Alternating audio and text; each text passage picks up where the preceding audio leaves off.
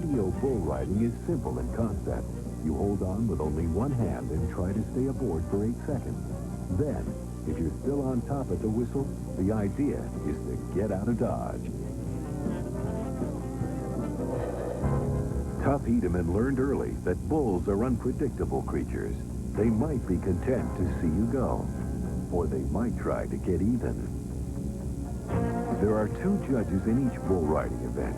Each judge can award up to 50 points, 25 for the rider and 25 for the bull.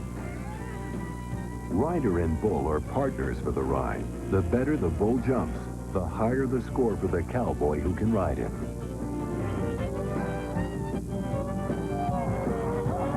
Over the years, Tuff Hedeman developed a unique riding style that has become the model for bull riders today.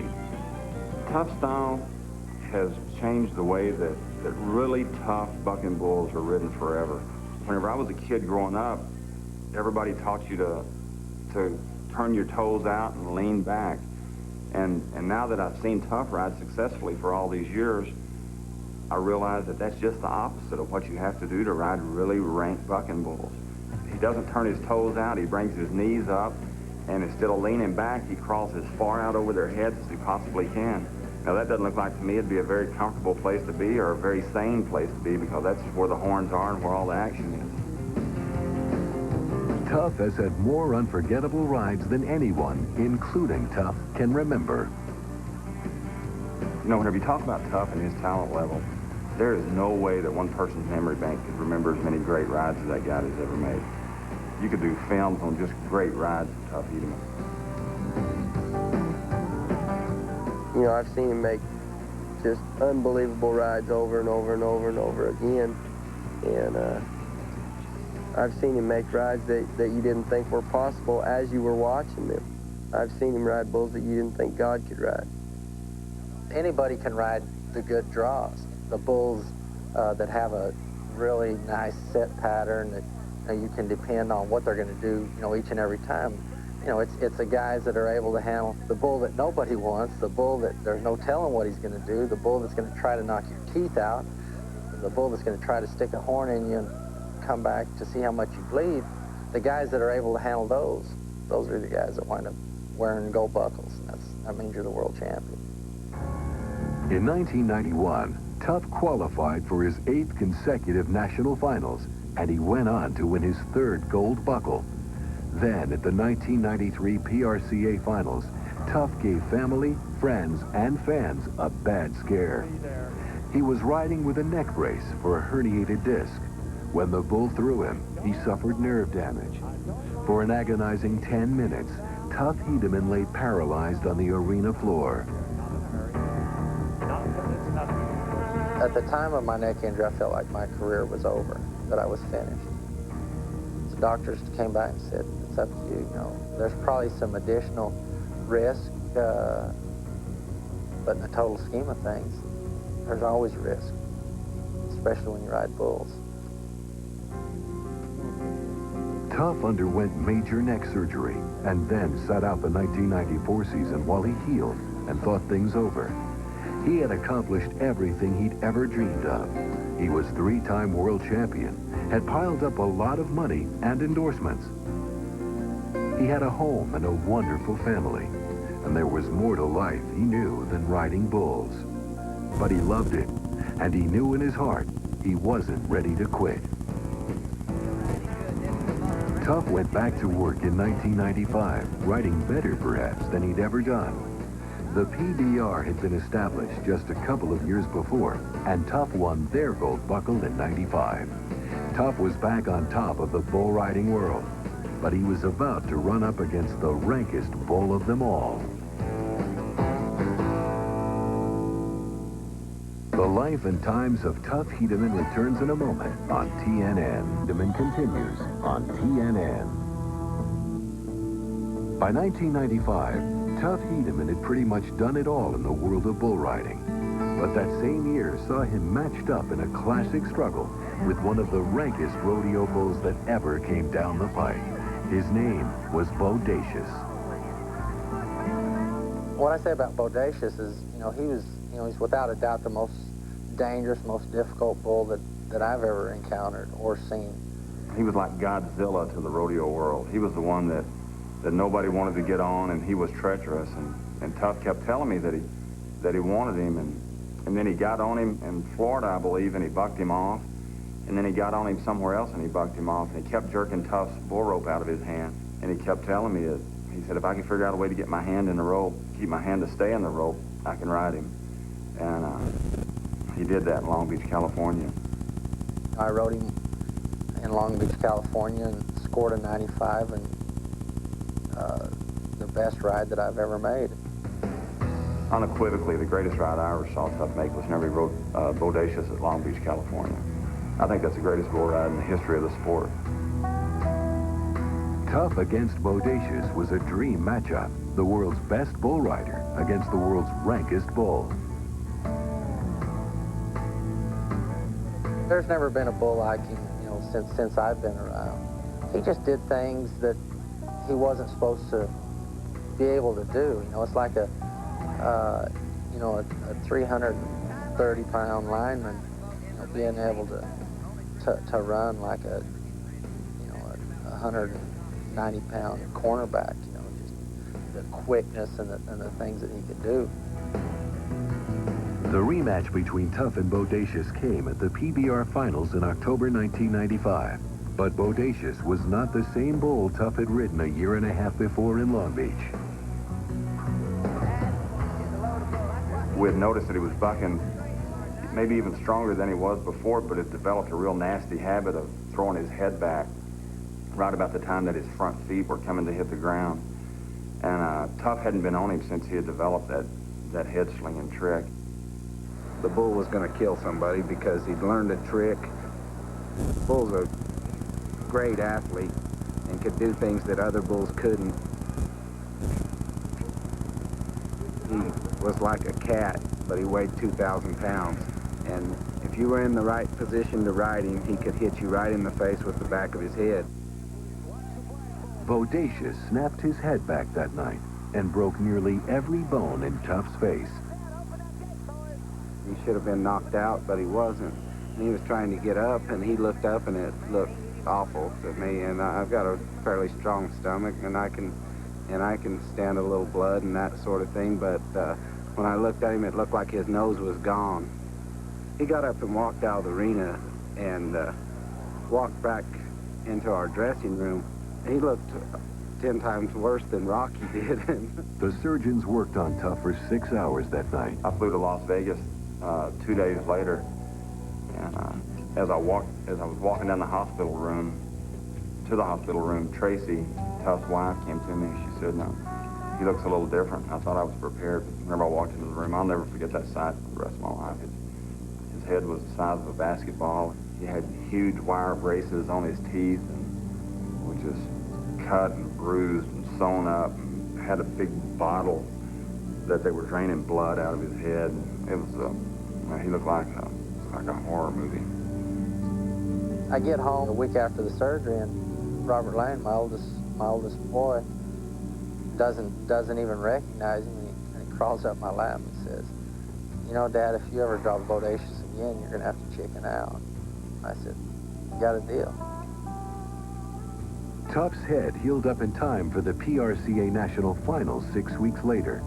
He arrived in Las Vegas 20 pounds underweight, but he still had a chance for the PRCA championship, and he was determined to ride. But then the unthinkable happened. Tuff drew Bodacious again. So I drew him again. I mean, I knew going in that I had a chance, you know, 1 out of 15 chance of drawing him. You know, they take 15 guys to the national finals, and I was one of them, and he was one of the bulls there. I thought, well, nah, there's no way I'll draw him again. Surprise.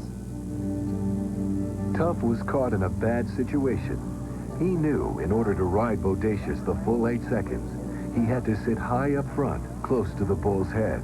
But he also knew if he did that, Bodacious would snap back and hit him again. There was no longer any way to ride Bodacious without getting seriously hurt. After I saw the footage of him hit me, I said, you know, I will never get on him, no matter what. Tuff chose not to ride him that night. 3 days later, Scott Redding put on a face mask to ride Bodacious in the national finals. The bull hit Scott in the face and shattered his eye socket right through the mask. After everybody saw that, they said, "Oh, you did the right thing." You know, I didn't have to see that to know that I did the right thing. I knew when I made the decision that was the right thing for me. After Scott Redding's injury, Bodacious was withdrawn from competition by his owner. There just never has been another bull like Bodacious. The life and times of Tuff Hedeman returns in a moment on TNN. When the 1996 season began, Tuff was back in the thick of things. He finished second in the PBR Bud Light Cup point standings. Then in August of 1997, he was honored by his peers for the achievements of a lifetime. Induction into the Pro Rodeo Hall of Fame. Being selected for the Hall of Fame was a surprise because I never really thought about it. But it's the greatest honor that you can get. I'll probably never get all the people in the world that I really care about in one place ever again. But I never saw a cowboy out there whose nickname fit him any better than Tuff's did. I'd ask about my proudest moment in rodeo. And,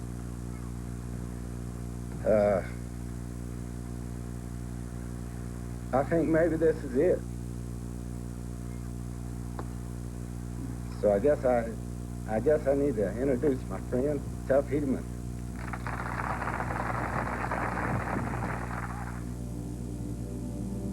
Some of Tuff's friends were thinking, in fact, some of them might have been hoping, that being placed in the Hall of Fame might get Tuff thinking about retirement. Yeah, I wish he'd quit. I wish he'd have quit 3 years ago. Do I enjoy watching him ride? You bet, because he's the best at it. But you know, I don't want to see him get hurt. To me, my life has been a dream, and you know, I truly consider myself probably the luckiest person in the whole world. And when they first called me and told me about being in the Hall of Fame, like I said yesterday, I figured either number one, they were really bored, or number two, they were saying, you know, hey, if we put you in here, would you go ahead and hang it up? But bad news, I ain't hanging it up.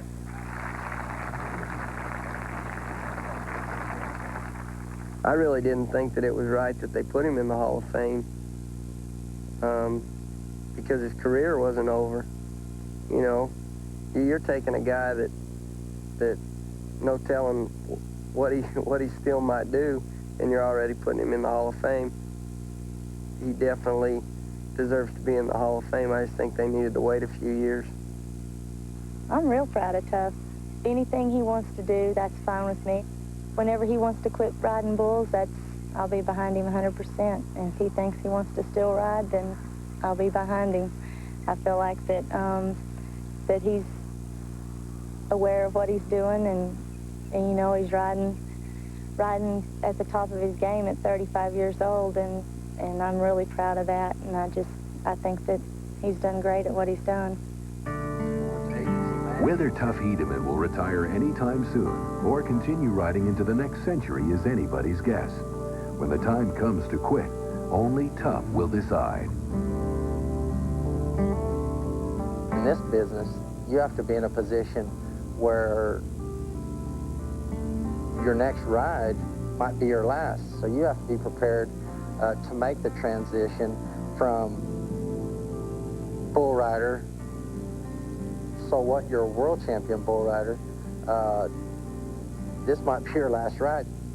There are other things in life, and you know, you have to be prepared for that.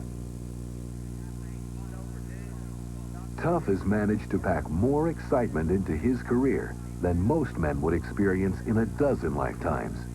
Today, he's a founding member and president of the Professional Bull Riders Association. His endorsement contracts and personal appearances keep him busy away from bull riding events. And recently, Hollywood made a movie about Tuff and Lane Frost called 8 Seconds. It's really an amazing thing to see a guy with that much try and determination. You know, that's pretty inspirational. He went from being somebody that didn't have a chance in the world to what he has. It's just awesome to see it. There's only one thing dearer to Tuff's heart than doing what he does better than anyone else. Tuff and Tracy have 2 boys now. The youngest one, Trevor, is already a pretty good rider. The oldest one, Robert Lane, has more than one famous name to live up to. Lane got his name from Lane Frost. His name's Robert Lane Hedeman, and Robert comes from my dad. There wasn't even a thought in our mind what we would name him. You know, it was going to be Lane. Tuff Hedeman has a lot to be thankful for and just as much to be proud of.